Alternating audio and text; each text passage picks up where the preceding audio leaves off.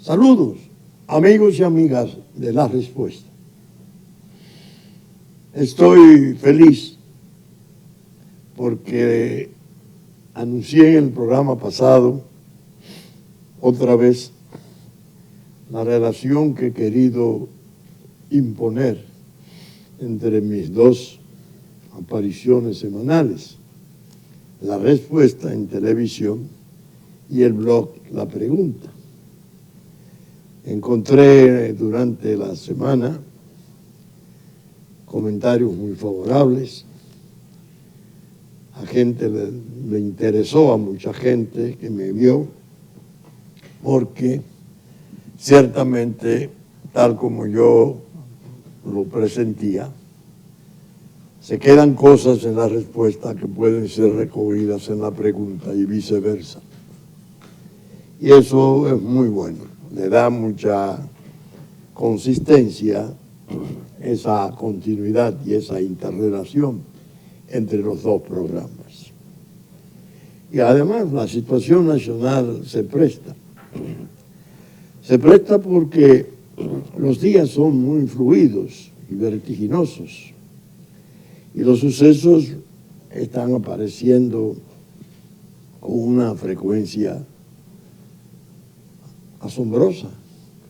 A veces uno nota que llega una información y no ha terminado de darse esa cuando llega otra, y otra horas después, y otra al día siguiente. Y la verdad que es una situación que yo llamo rara. Rara porque tengo una especie de pálpito de que debajo de tantas maniobras, de tantas cosas inservibles que se han puesto en escena, en el trato de las relaciones, en medio de las sombras, de tramas y de combinaciones, uno termina por llegar a entender que puede estar en el umbral de desgracias mayores, inminentes, según digo en la pregunta. Esa es la expresión que uso. Y ciertamente hay motivo para preocuparse. Yo, esta respuesta de hoy, la quiero tratar, la quiero desarrollar en una forma sosegada, sin mayores emociones, simplemente tratando de retener y destacar algunos aspectos que merecen ser considerados y retenidos por el público del programa, que es el objetivo esencial de este, ayudar a la orientación de su público. ¿Qué está pasando?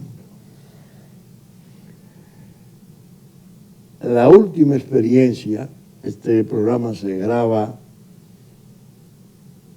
viernes en la mañana, la recibí el jueves en la noche, anoche. En principio me negué a creerlo. Cuando alguien me muestra una noticia que se estaba deslizando a las 7 de la noche, al acostarse a las palomas, suele decir el pueblo, que me preocupó sobremanera. Después de un silencio de 40 días, más, quizás menos, 20 o 25 días, de mi buen amigo, el presidente de la Junta Central Electoral, después de haber aparecido la noticia de que los equipos electrónicos no serían usados en las experiencias electorales del año 20, a menos que no tuvieran una aprobación unánime de los partidos, que bastaba un disidente para que no se pudiera poner en movimiento de nuevo a apoyar febrero y apoyar marzo en los procesos electorales. Esa noticia se recibió en una forma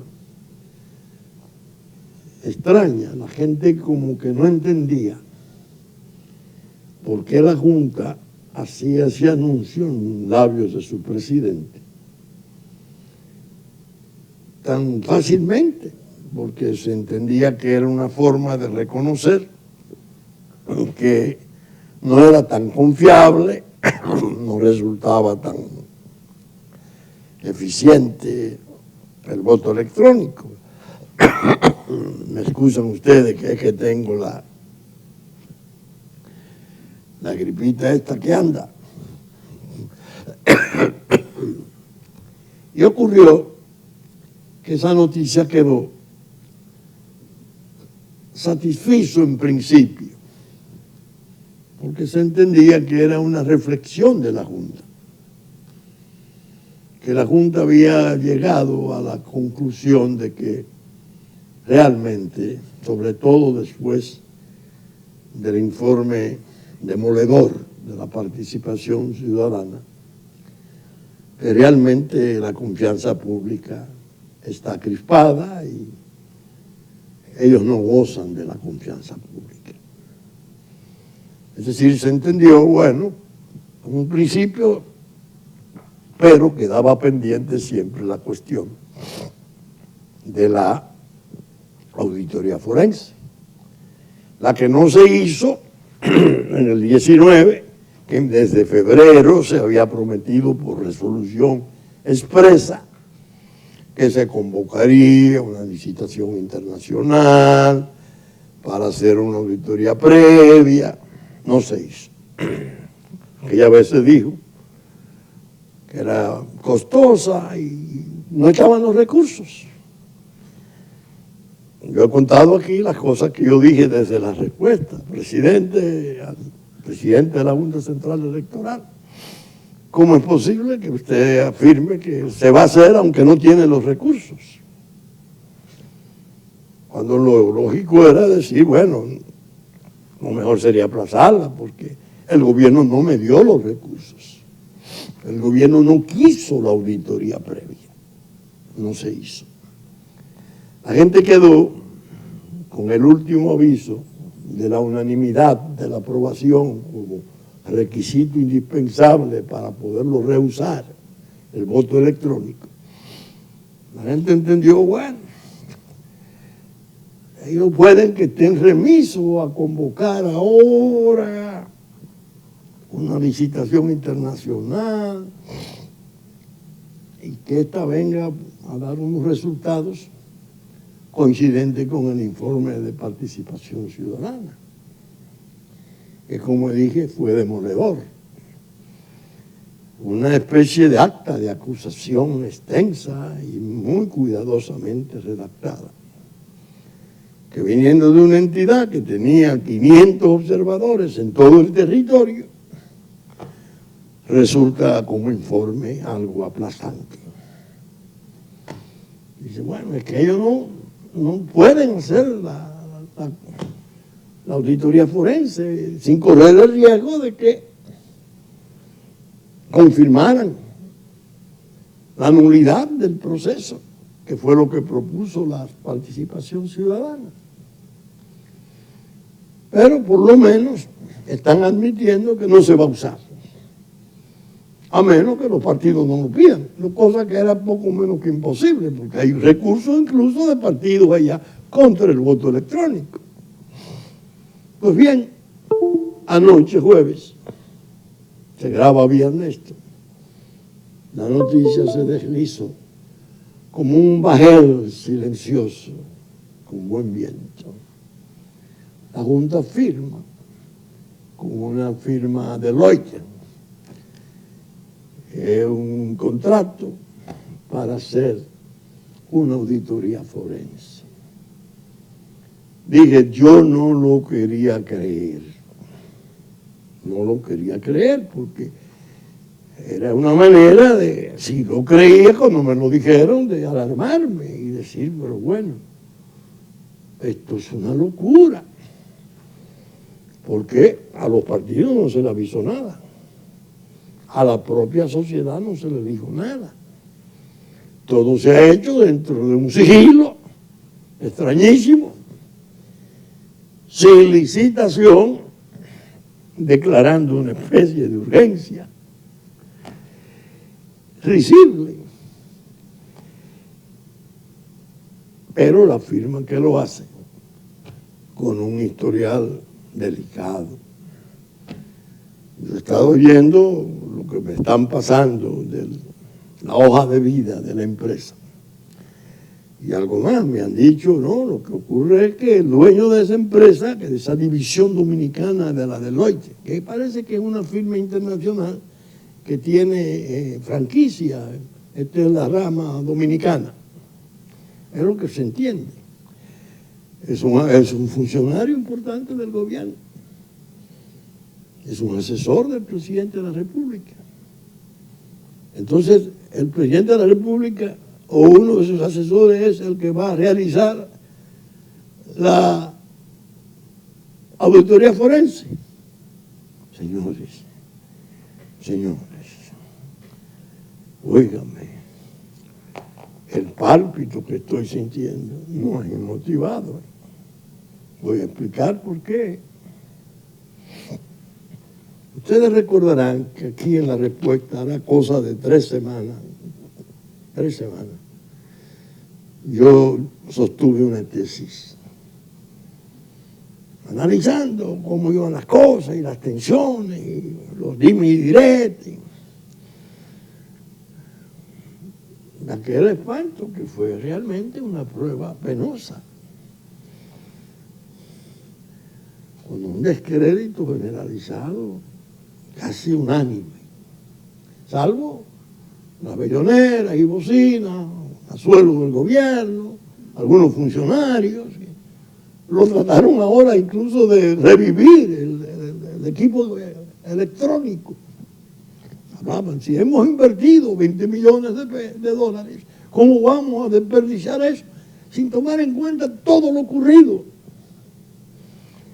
Yo dije, en esa tesis de la respuesta, hay grupos de poder, y quiero acentuar esta expresión, grupos de poder, que no tienen interés en la normalidad institucional electoral. Hay grupos en el poder que querrían que el proceso se enrede y colapse, porque esos grupos a lo que aspiran es a crear una crisis. Que fracase el compromiso de febrero, porque las primarias que sirvieron de base para el partido de poder fueron un fracaso inmenso.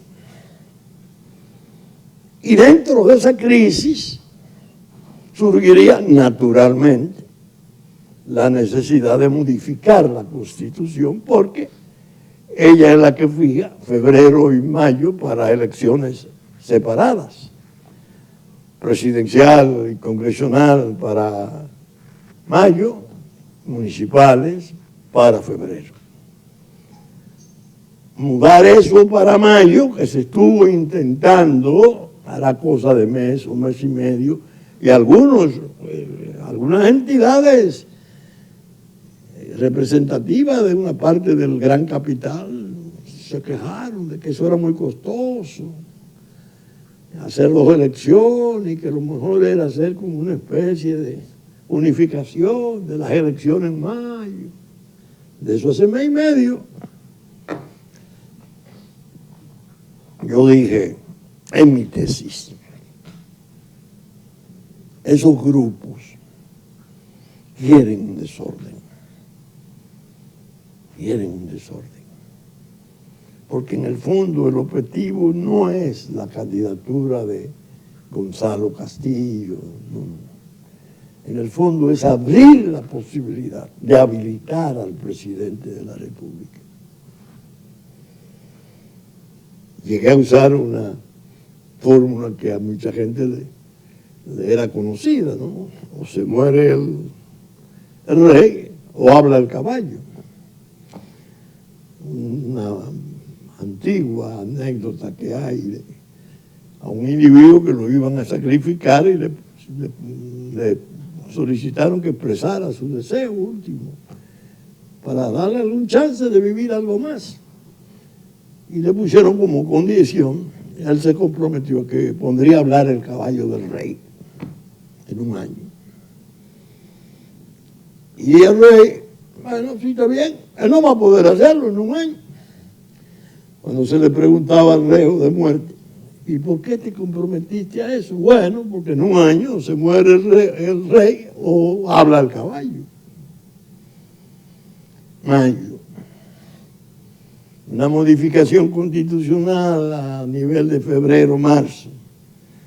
¿Quién evitaría que ya habilitado el presidente de la República, sus partidarios, esos grupos que son delicados y agresivos, no impongan esa candidatura? Que ellos incluso contarían con el favor del propio candidato establecido, el electrónico, el digital, pero que tiene una devoción por el presidente de la República tan alta que llegó a llamarlo en un discurso público benefactor de la patria.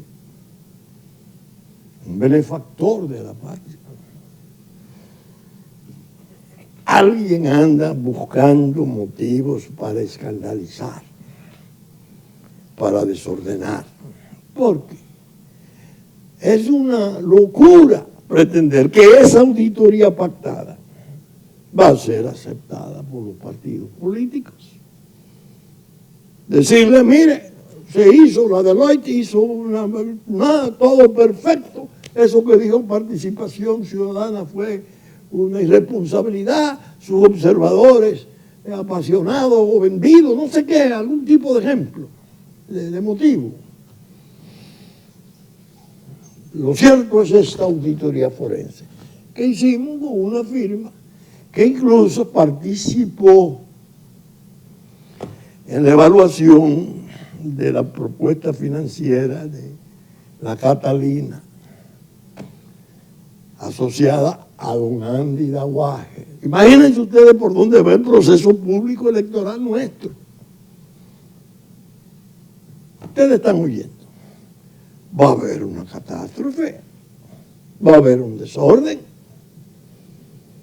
no hay dudas, porque una vez de limpia, lo lógico es que la Junta diga, no, dice la auditoría que no hubo nada, la vamos a imponer, y esos son antojos y necesidades de ustedes, con la forma en que trataron el proceso. Pero eso es una infantilidad pensar que esta población se va a quedar como una oveja mansa. Sí, está bien, vuelvan a poner su voto electrónico, vuelvan a hacer lo que ustedes quieran. No, viene un desorden. Viene un desorden. Ahora, el desorden es del agrado de grupos de poder. Porque la realidad es la crisis para la reforma constitucional y de esta la habilitación del presidente de la República, que en mayo sería capaz de sacrificarse, porque la patria, ¿a quién le deja electo? Aquí no hay a quien dejarle esto. A un líder de minoría como Leonel Fernández, según ellos dicen, los grupos. A un líder que perdió unas elecciones de un candidato improvisado. sin ninguna experiencia política, sin condiciones para poder ser un candidato real. Perdón. Se ve claramente que están provocando un desorden. Si se quería un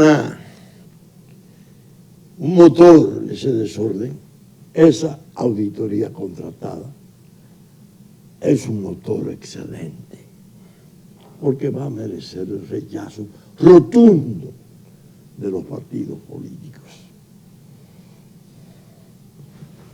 y los grupos de poder. Fantástico.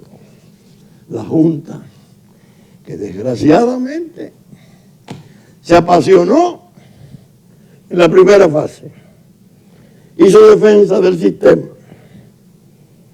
olvidó su papel arbitral, no pensó, bueno, nosotros tenemos aquí un centro de cómputo, nosotros no somos especialistas en informática y esas cosas. Si ellos quieren, vamos a hacer esto, y la responsabilidad penal es personal.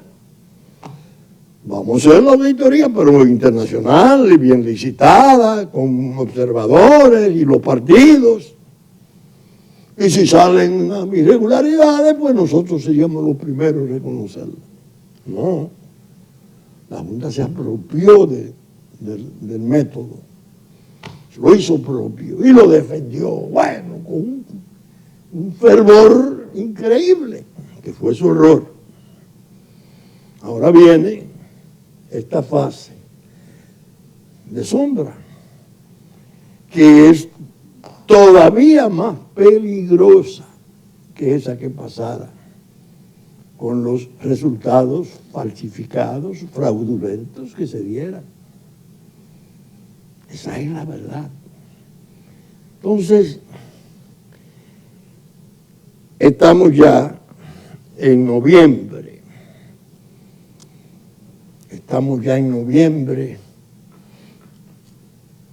Ya viene diciembre, estamos a 90 días. Ya se abrió la campaña para las elecciones municipales. ¿Qué se va a producir? Pregunto yo. Los partidos van a cruzarse de brazos y decir, sí, está bien, muy buen resultado, vamos a ir con el voto electrónico. No, por Dios. Pero esta no es una primaria de partidos. Esta es disputa de cargos, de puestos. Recuerden ustedes que yo puse el ejemplo de una comunidad muy valiosa y muy bella, Piedra Blanca.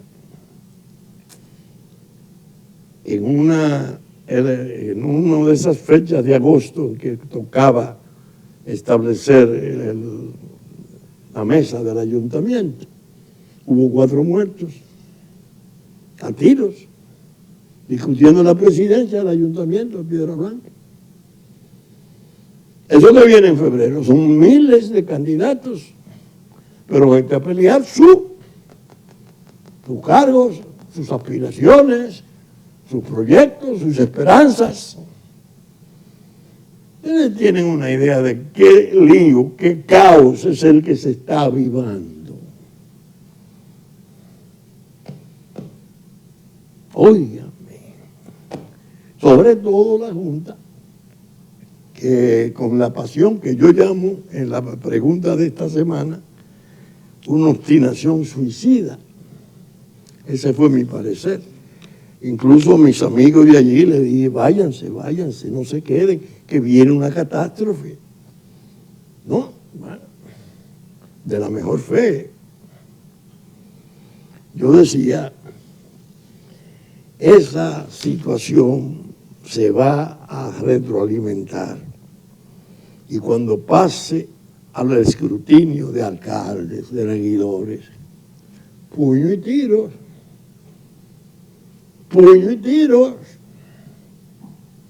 y ese es el caos, esa es la violencia que quieren grupos de poder, por error, porque ellos hacen los cálculos bueno, en medio de eso, modificamos la Constitución, habilitamos al candidato por excelencia, vamos mientras tanto a tratar de evitar el otro. Ahí viene otro retorcimiento. Un joven, no sé, no lo conozco, no sé su nombre, precandidato, interpone una acción ante el Tribunal Constitucional porque él no alcanzó la nominación y al parecer parece que intentaba o intenta, no sé quién es, buscar candidatura en otro partido. Eso se introdujo con un notable silencio. Ahora se viene a saber que el joven, el impetrante, es lo que se dice. Yo no me atrevería a afirmarlo como propio porque no tengo los datos, pero parece por lo que he oído que es razonable.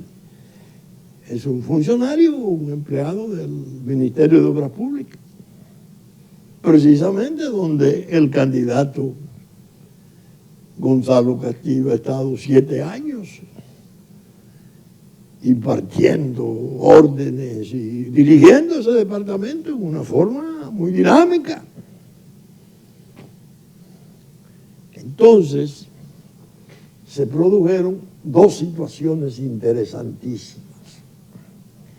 Un mecanismo hermosísimo que es la iniciativa que toman 4 juristas, ex jueces, 3 ex jueces de Suprema Corte de Justicia y un ex juez del Tribunal Constitucional, para dentro del mecanismo de amigos de la Corte, amigos de la Corte, dar su opinión sobre la cuestión de qué hacer con la ley de partido y qué hacer con el artículo 39, 48 o 49, la precandidatura, los requisitos para ostentar una precandidatura. Esos ciudadanos importantes del país, el doctor Jotin Curi, hijo, el doctor Luciano Pichardo, el doctor Romero, confesor, el doctor Hernández, estos últimos 3 ex jueces de Suprema Corte de Justicia, que habían dictado un fallo en el 2002, estableciendo un precedente de que al derecho fundamental consagrado en la Constitución de elegir y ser elegido, no se le podían, por ley, no se le podían poner adyacencias, requisitos adicionales.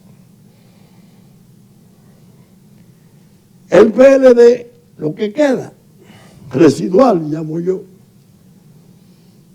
se inquieta, al parecer, con el movimiento ciudadano de los jueces que han estado trabajando en la defensa de la Constitución, cuando se intentaba modificar para el 3er periodo. Interviene en el Tribunal Constitucional el PLD, porque hay que atajar a Lionel. ¿Y quién va? Es su flamante presidente interino, que realmente hay que verlo con cierta compasión.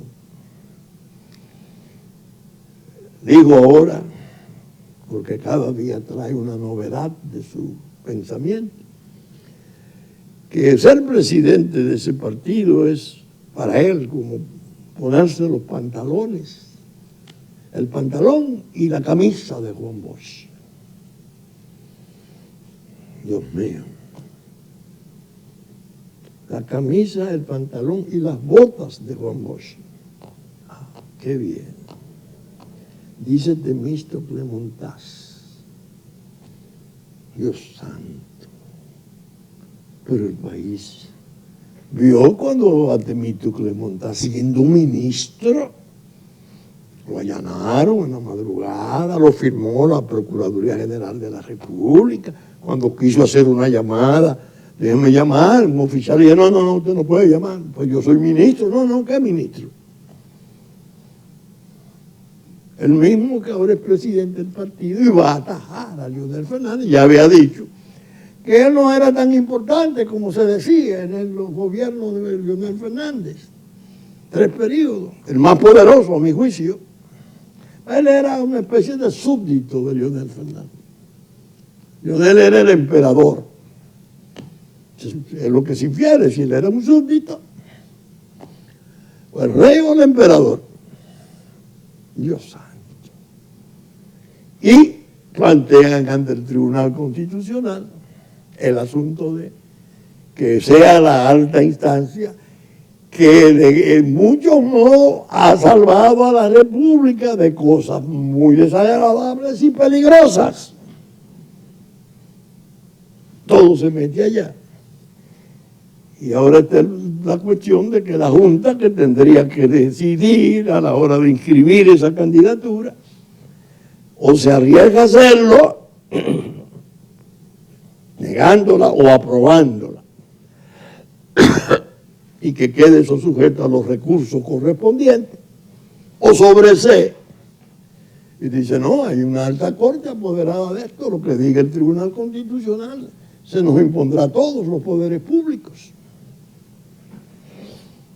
Pero estoy haciendo, dije, el relato con el mayor sosiego, sin emociones violentas, ni términos ríspidos, sin ataques, no.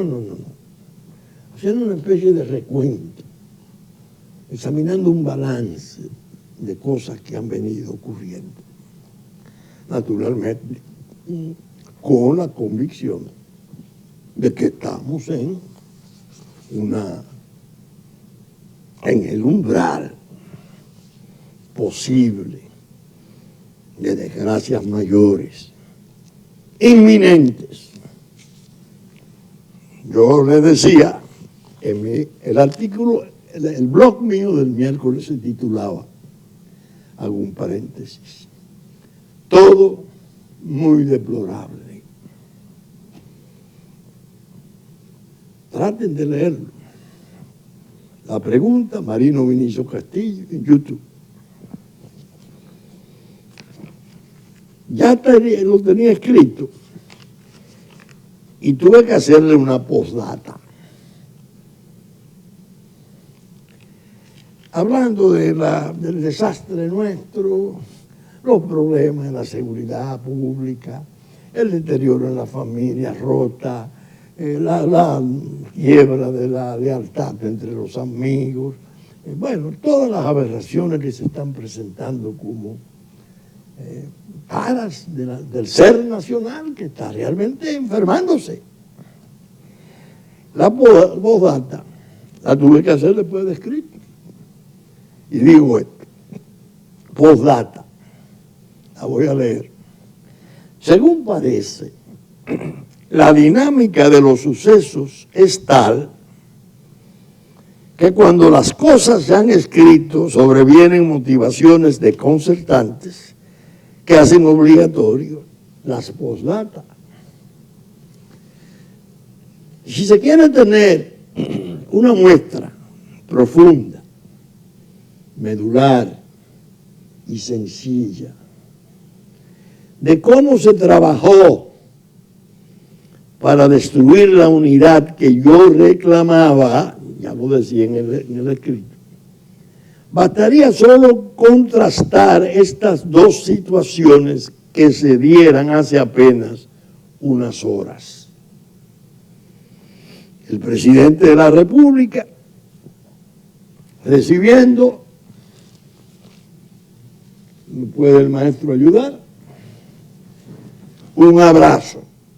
Fernández da condolencia a Medina en velorio de su padre.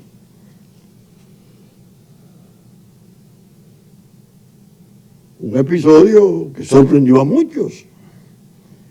Y muchos fuimos tan ingenuos que pensamos, caramba, todavía es posible que estos amigos de tanto tiempo haga un gesto de reconciliación y reencuentro que beneficie a la República. Pero en el momento que eso se producía, en ocasión de la muerte del señor padre del presidente de la República, aparecía esta misma, en el mismo martes 29, PLD impugnará a Leonel ante la Junta Central Electoral. Se entregaba la instancia del PLD en el momento que se estaba abrazando Leonel Fernández y Danilo Medina. Entonces yo, que estoy quejoso y digo que aquí me han afectado este desastre, este deplorable estado de cosas, eso a mí pues, lo reclamo porque fui el que más insistí en lo peligroso que iba a resultar. Entonces digo, el presidente de la República recibiendo un abrazo de su adversario, ya consagrado como tal, en ocasión de ofrecerle condolencia por la sensible pérdida de su padre. Esto lo eleva y ennoblece a los dos, y hasta llegó a abrir una especie de ventanilla de luz en cuanto a que su separación no ha sido tan rotunda como se ha venido persiguiendo. Esta es la postdata de la pregunta. Pero no. En ese mismo momento se estaba depositando en el Tribunal Constitucional una instancia formal tratando de sumarse al esfuerzo de impedir que ese hombre que daba el pésame pueda resultar nominado presidente por otros partidos luego de haber abandonado el partido de poder. Hay motivo para pensar que nuestras degradaciones son demasiado hondas como para desaparecer en algún momento. Pues el que depositaba la instancia de oposición, ese peligro enorme que corre la República, de que un líder de minoría, a su decir, pueda ser recogido por otros partidos, es el mismo que fuera el funcionario más poderoso de la administración de gobierno del hoy candidato de las coaliciones, coalición en la cual está la Fuerza Nacional Progresista, Juntos Podemos. No hace muchos días que había declarado ese señor que no era cierta su importancia en ese gobierno durante los 12 años que gobernara Leonel Fernández, porque frente a aquel presidente ellos tenían más bien una condición de súbditos obedientes. Es realmente difícil calificar estos niveles del cinismo, pues ocurre que ahora ha resultado el presidente sustituto de ese partido, luego de haber pasado por la ordalía de ser apresado al amanecer, firmada la ocurrencia por Procuraduría para responder de cargos graves de parte de este gobierno, del cual se podría entender resulta él un verdadero súbdito, o dice el pueblo, un preso de confianza. Obró la intriga, obraron las aspiraciones psicopáticas de candidatos irritados que entendieron que este era su turno. Bueno, mejor es no detenerse más de la cuenta para saber de esta derrota vergonzosa de todas las lealtades. Desde la respuesta, yo le he ido dando seguimiento y declaré entre mis amigos, estoy observando las cosas con tal esmero, con tanto detenimiento, que lo primero que declaré fue, no hay detalles, todo es importante. La firma de la auditoría con Deloitte, que es parte de Punta Catalina, contratada por el señor Bichara, jefe de campaña de Gonzalo Castillo. Su presidente, funcionario importante de la asesoría de alto nivel de economía del presidente de la República. No es posible recibirla como una iniciativa razonada. No, es una provocación. Es una provocación. Es algo lanzado para que surja la protesta. Porque lo que más interesa es la protesta. Porque la protesta puede conducir a la crisis, y la crisis a la reforma constitucional, insisto. Y está abrir la puerta a un candidato, bueno, benefactor de la patria, según el candidato actual. Y decía, es un cálculo trágico y errado.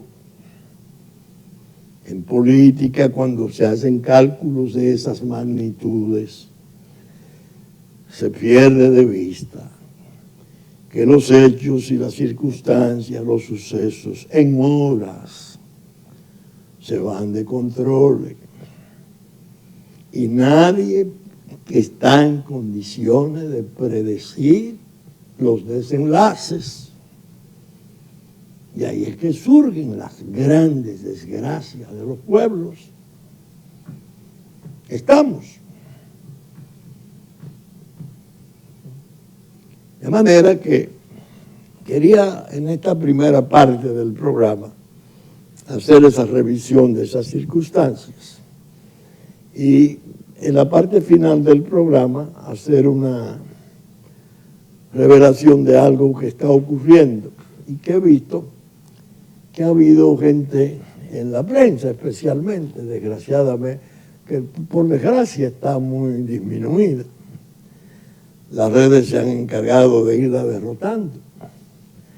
Ya su influencia de antes y la propia televisión están en plena decadencia porque las redes han incorporado millones de gente en la opinión.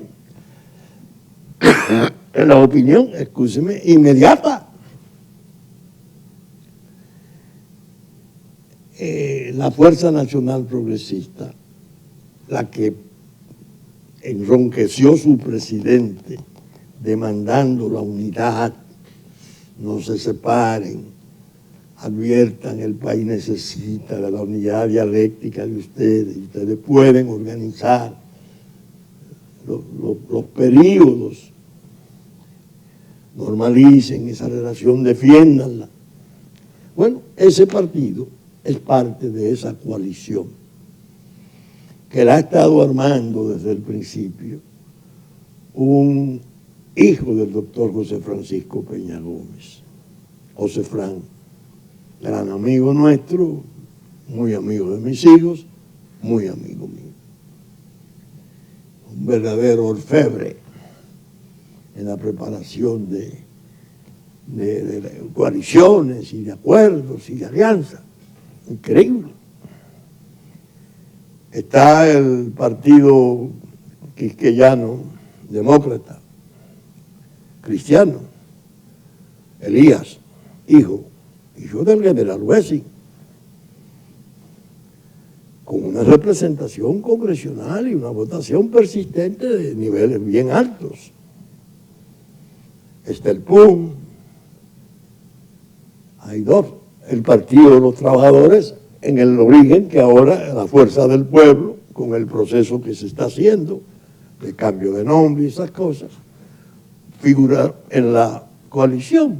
Pero hay 5 partidos de la coalición que mantienen a Leonel Fernández como su candidato presidencial. Han surgido unos aspectos que se podrían decir nuevos en la política nacional. Son nuevos. Se ha ido formando una especie de frente nacional. Y el Partido Revolucionario Moderno, con el Partido Fuerza del Pueblo, ha estado negociando acuerdos sustanciales, importantes en el plano senatorial, tengo entendido que es el fundamental. Bueno, el caso es que comienzan las intriguillas que no tienen ningún valor. a decir, bueno, ¿y cómo es posible eso? ¿Por qué hace la fuerza ahí? Pero si la Fuerza Nacional Progresista, no la Fuerza del Pueblo, la Nacional Progresista, y una viejita de ya 39 años, me excusan las damas en plena juventud por llamarle viejita, solo de deferencia. Esa fuerza ha combatido siempre al PRD y al PRM, que hacen ahí en una coalición. Parece que a ellos les pasó de largo, o si lo vieron, no apreciaron la presentación que se hizo en el Mauricio Báez y el contenido de los discursos.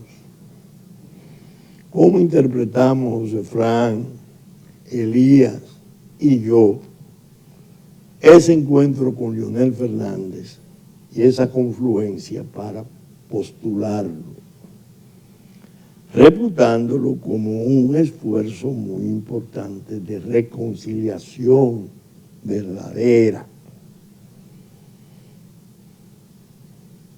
Ahora, yo tengo entendido que el hijo del doctor Peña Gómez, José Fran, tiene más rango moral que esos vocingleros que han estado murmurando y criticando, porque ellos viven de eso, ese es un medio de vida y cobran por eso.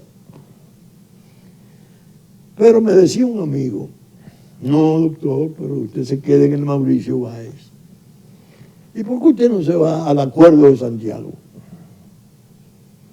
El Acuerdo de Santiago lo dirigió propiamente el doctor Peña Gómez, que en paz descansa. ¿Y usted sabe quién era el candidato vicepresidencial del Acuerdo de Santiago? El general Wessing, también fallecido, que en paz descansa. Ahí sí. Es decir, que todo esto, este basural que anda ahí, muy bien situado y muy en buenas condiciones para hacer zafra y provecho de esto, porque es un gobierno que no tiene límites para el soborno y la compra. El Acuerdo de Santiago ya tenía un esfuerzo histórico más cercano de la guerra civil. Entonces aquel tenía mucho más mérito, porque ya de esto hace décadas. Esto estamos hablando de 50 años, pero se hizo el esfuerzo. Que no fue a elecciones porque en realidad en el 74 hubo un estado de violencia enorme y se involucraron las Fuerzas Armadas. Hubo fotografías con banderillas del Partido Reformista en los fusiles. Yo recuerdo haber escrito un artículo en la revista Hora, severísimo, el ocaso de las instituciones, peligroso camino, censurando eso. Al cabo de los años, después de todo esto que ha estado pasando, los intrigantes de oficio, por instrucciones superiores, ¿se entiende?, comienzan a tratar de dividir. La realidad es que se está desarrollando naturalmente un espíritu de frente nacional. La gente que está en el gobierno no se ha dado cuenta todavía del grado de intimidación, del grado de sospecha, de autoritarismo peligroso que han generado sus últimos excesos. Cuando se enviaron 3.000 soldados con armas de guerra a rodear el Congreso Nacional, que deliberaba, o se suponía que iba a deliberar, sobre una reforma constitucional, yo dije, el gobierno ha cometido un error enorme. A la población le va a llegar un mensaje que va a aumentar en forma asombrosa su repudio. Un exceso de fuerza innecesario, soldados nuestros, legisladores nuestros y a gente nuestra. Bueno, la parte peor fue la más deslucida con los atropellos que se hicieron sobre un ícono nacional, que es Johnny Ventura, un artista que lo queremos todos por generaciones. Ellos no se están dando cuenta del grado de repudio que están haciendo en la población. La población va a terminar dándole una lección dura en las elecciones del 20.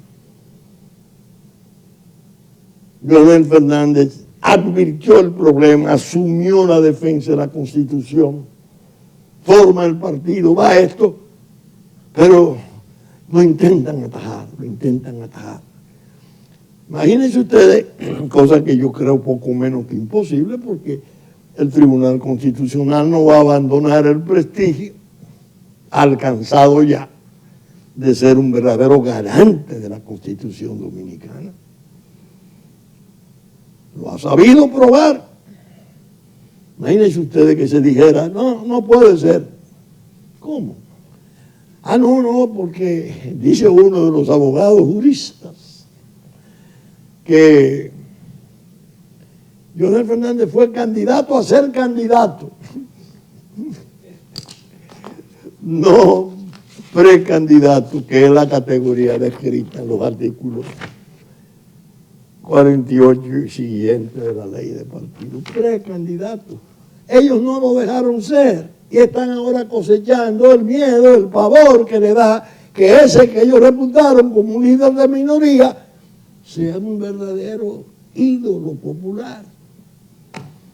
Y le tienen terror a los resultados de mayo, porque los resultados de mayo probarían en retrospectiva la magnitud del fraude de la primaria. Quieren el caos para otros fines.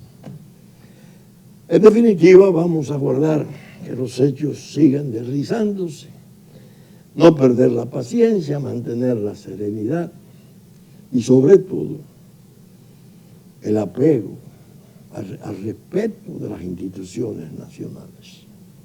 Saben ustedes que estamos saliendo por Supercanal, 3 del cable, 33 televisión abierta, domingo a las 11 de la mañana, canales 13 y 33 de televisión abierta. Que nos anticipó Cinevisión, canal 19, 6 de la mañana de sábado. Como Telefuturo, canal 23, después de la misa de San Antonio, domingo a las 8 de la mañana, en el canal 23. En Puerto Plata, Musavisión, TV3, TV Plata, de 9 a 11 de la mañana de domingo. Teleimpacto, 12 del mediodía, 9 de la noche de domingo, canales 22 y 52 de Asta, 9 de la mañana de lunes. Telenor, San Francisco de Macorís, 12 del mediodía y 6 de la tarde de domingo. TVI, canal 51, 7 de la noche de domingo. Los canales amigos de Sabaneta, Constanza, Montecristi, Higüey, Romana, Nagua, que reproducen nuestros contenidos en los tiempos pertinentes. La radiodifusión a cargo de la Radio Real de La Vega, nuestra versión central de domingo a las 11 de la mañana. Y Hit 92 en la madrugada a las 6 de la mañana de domingo para el sur de la República. Con la gracia de Dios, esperamos estar con ustedes el próximo fin de semana en otra entrega de La Respuesta. Muchas gracias y hasta entonces.